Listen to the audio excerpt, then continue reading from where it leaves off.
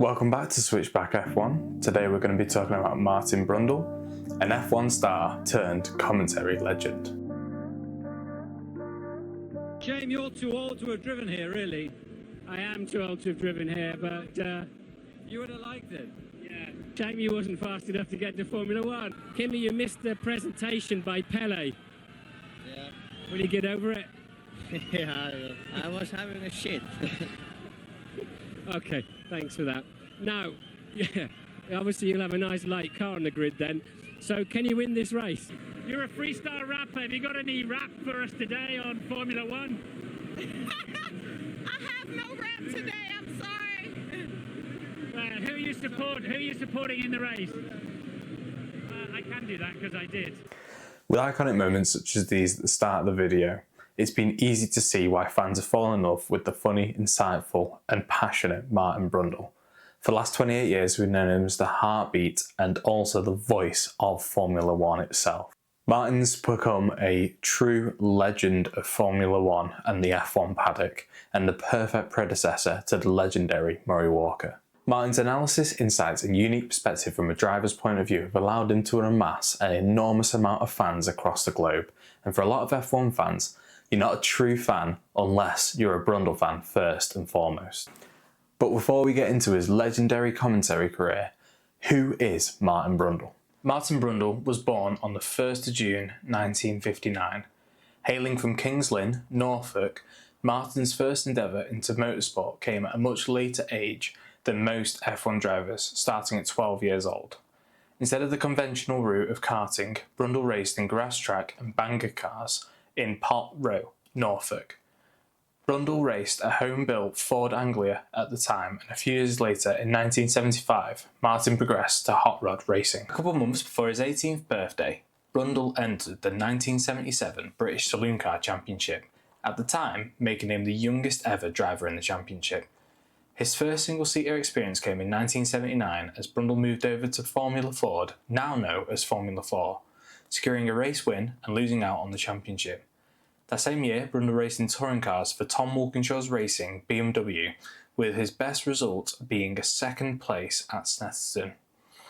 In 1980, Martin Brundle won the BMW County Championship, a charity event running as a support race for Formula One and touring cars. The grid consisted of 12 identical 323i's, each prepared by Tom Walkinshaw's Racing, with Martin representing his home county of Norfolk. Moving up to British Formula 3 for the 1982 season, Martin showed his prowess behind a wheel, with his most impressive season up to that point nabbing 5 pole positions and 2 wins, winning the Grovewood Award as the most promising Commonwealth driver. Martin truly made his name for himself in the following F3 season, winning 7 out of 20 races and only losing out to the championship to none other than Ayrton Senna. Even though Senna had more race wins at 12, 5 more than Martin that year, Martin was ultimately the more consistent driver, finishing on the podium every single race that season, only losing out to the title in the final race. With Senna considered by many as one of the GOATs of the sport, it really showed the level of a young, talented Brundle. Brundle's performance was enough to impress the heads of Tyrrell Formula One team, making his F1 debut in the 1984 season. Highlights of the season for Brundle were his first race in Brazil, scoring points in P5. For context, only the top 6 finishers in that era of F1 scored points, making a points finish a much more impressive feat than it is today. His other standout performance was a P2 in Detroit, the 8th round of the season. However, sadly, the Tyrrell team was later disqualified from the 1984 championship at the end of the season as they found a clever way to run their cars underweight during races. And close to the end of the race, they would fill their cars up with lead-infused water to be back at the minimum weight, which was illegal, hence the disqualification. Brundle also suffered 2 major crashes, one during qualifying at Monaco, having a massive shunt, flipping the car and his helmet hitting the barrier. Martin crazily ran back to the pits and jumped into the backup car to rejoin qualifying. However, team boss Ken Tyrrell checked in on him, with Martin asking, "Which circuit am I at?" as he didn't know if to turn left or right at the end of the pit lane. Ken realised Martin still had a concussion and reached into the cockpit to shut the engine off straight away. The second incident was at Dallas and ended his 1984 season, altering Martin's career and life forever. In practice after a puncture, he crashed head-first into a concrete barrier and sent his car rolling, breaking both of his ankles and his feet, with doctors almost deciding to amputate his left foot. Martin recalled the crash years later, saying that the only thing keeping his foot connected to the rest of his body was skin. Even to this day, Martin has stated that he still walks with a limp because he still carries those injuries from breaking both feet and almost losing his legs. Due to Tyrrell's disqualification from the 1984 season, Brundle was only credited with 8 points in his time with the team, which all came in the 1986 season.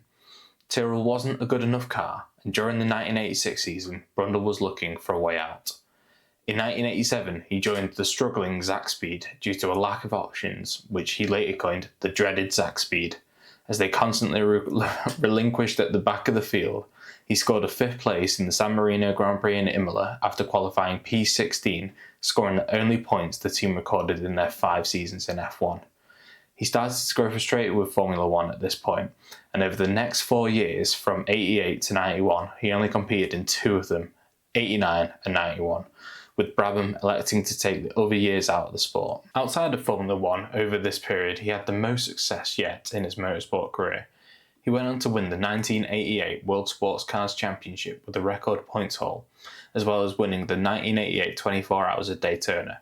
He became Williams' test and reserve driver, standing in for Nigel Mansell at the 1988 Belgian Grand Prix. In 1990, he went on to win the storied 24 Hours at Le Mans, as well as competing in the American IROC Championship, winning at the temporary circuit of Burke Lakefront Airport, as well as finishing 3rd overall in the standings. The 1991 430 kilometres of Silverstone is stated as the driver's life, leading Brundle to an open seat at one of F1's top teams, Benetton. Martin stated at Silverstone, "My throttle cable broke after 2 laps. It took ages to fix, so rather than compromise Derek's or Tio's points position, they left me in the car to do the whole race, single-handed, flat out. I took 5 laps out of the Mercs, 3 laps out of the Peugeots, and 2 laps out of my teammates and put it on the podium, got 3rd place. At the end, I was so knackered I just sat in the car and couldn't stop crying. Tom and Ross were just getting involved in Benetton F1 team at the time, and the drive directly led to my Benetton seat alongside Schumacher in 1992. The Benetton B912 was a front-running car, running against one of the most dominant F1 cars of all time, the Williams FW14B. He admitted himself the first 4 races were a disaster and too much pressure, but in the remaining 12 races he relaxed. He went on to score points 11 out of the last 12 races, finishing on the podium 5 times, including a 2nd place in Monza. The only race he didn't score points in out of those 12 races was Canada, his only real chance at a Grand Prix win. Both the Williams and Senna retired and Brundle overtook Schumacher for P2. He was chasing down Gerhard Berger for the win, but a gearbox issue in the closing moments led to Martin having to retire the car. In 1993, the Italian team, with an Italian team principal, wanted an Italian driver, and so Brundle was replaced by Riccardo Patrese. In 1993, he scored a 3rd place podium at Imola for Ligier, scoring consistent points and finishing 7th overall. Moving to McLaren in 1994, it should have been the dream drive. However, this was the first year they signed an engine deal with Peugeot, which essentially reflected the classic French reliability, delivering retirement after retirement for Martin that season. He still managed a 2nd place at Monaco and 3rd in Australia again, finishing 7th in the championship. Returning to Ligier in 95, he had to share his seat with Aguri Suzuki due to contractual reasons with Honda. He still managed the podium, finishing 3rd in Spa out of the 11 races he competed that season. His final season was with Jordan in 96, scoring consistent points after a scary crash in the opening round at Melbourne. He was 37 years old at the time. The team elected to go with a cheaper and younger driver for the following season, ending his F1 career. He retired from F1 after failing to find a seat for the 1997 season whilst commentating with legend Murray Walker, starting his broadcasting career. Whilst commentating with F1 and pioneering the now famous grid walk, Martin has continued racing, making an incredible racing career over 40 years long. 9 F1 podiums in 158 starts doesn't tell the full story of just how good Martin Brundle was, and ultimately he was in the right place at the wrong time, with bad luck and timing being the ultimate reason he never won in F1. Outside of F1, he's shown how good he can be, winning iconic races such as the Le Mans 24 Hour, Daytona 24 Hour, the World Sports Car Championship, and coming second in British Formula 3. If timing and reliability had played out in his favour, who knows what he could have achieved. For all his bad luck, he showed raw pace and consistency given the opportunities he could battle with the best, which is why I rate Martin Brundle a 7.2 out of 10. Near the end of each video on a driver, I have a quiz I have coined Tracktastic. There's 5 pictures from 5 iconic moments in F1 history.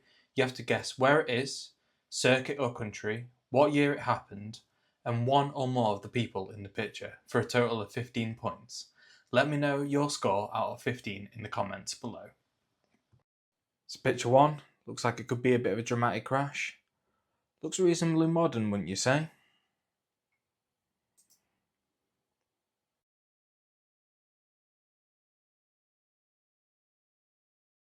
Picture 2, looks reasonably modern as well. Says Bridgestone there. Might be a bit of a hint of what era this is.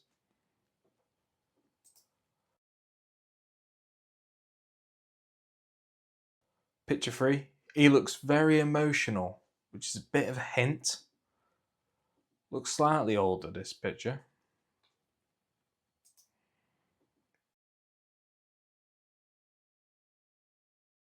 Picture 4, this doesn't look good, does it? What's going on here? And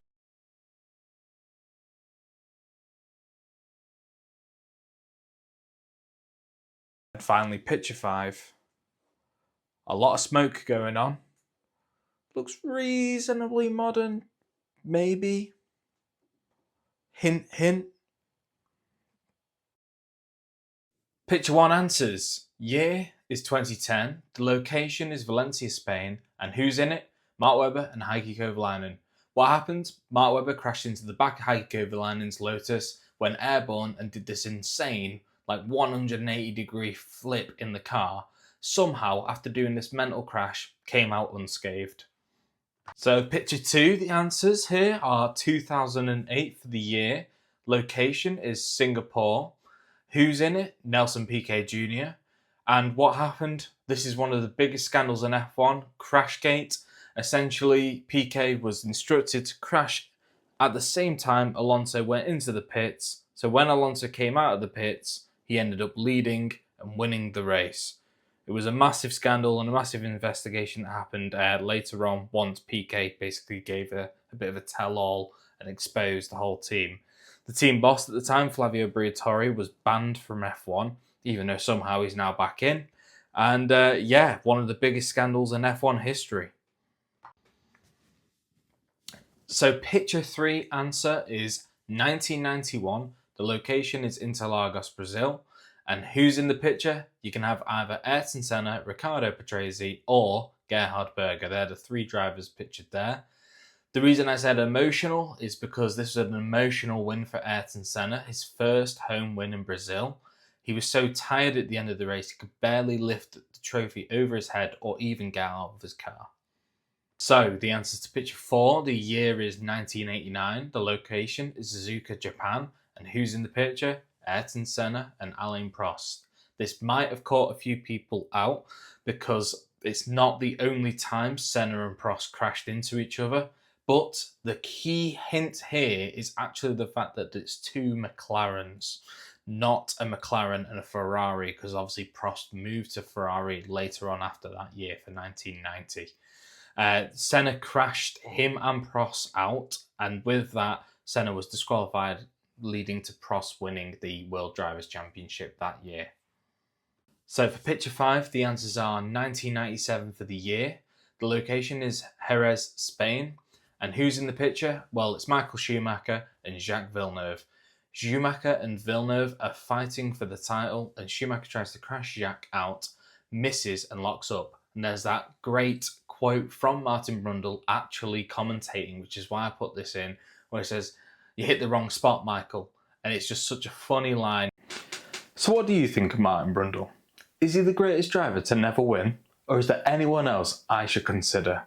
Let me know in the comments below, as well as who you want to see me cover next. Like, comment and subscribe. I'll see you next time.